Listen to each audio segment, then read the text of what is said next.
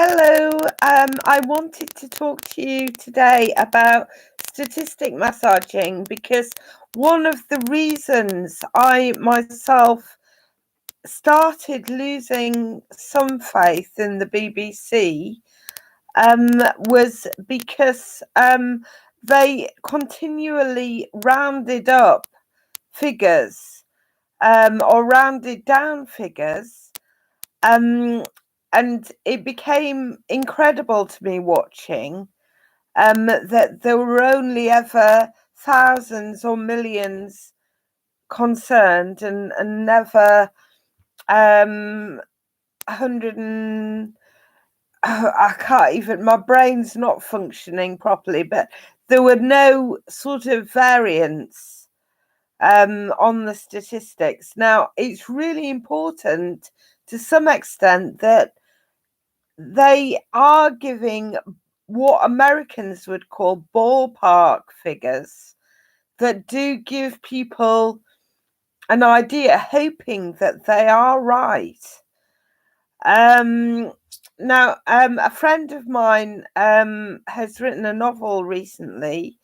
A friend of mine in Ireland, a Facebook friend, and she visited some soup kitchens there, and was saying that apparently there was a sign there saying that such an amount of people used to visit every day. Now, obviously, the caterers would have to come up with some sort of ballpark figure, whether people were failing to show up or dying off sometimes, or sometimes stragglers managing to make their way to the soup kitchens or whatever in the Irish famine.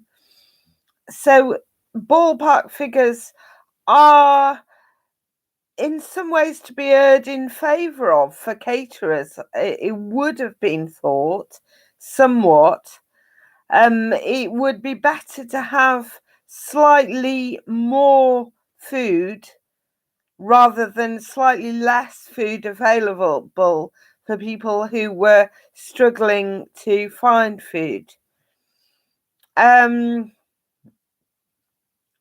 Yes, but statistic massaging as well can, if everybody's doing it continually, some people may be too with intention to be fraudulent, then it can get out of control.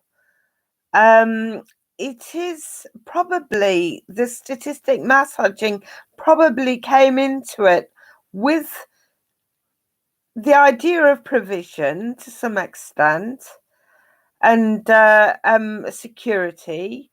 It may have been to do with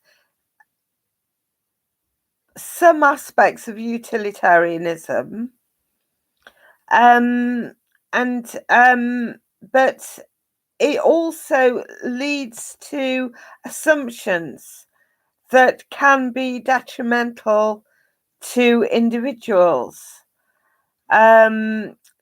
because obviously there are all types of statistics, and some of them are making assumptions and dismissing people when there may very well be no justice in doing that.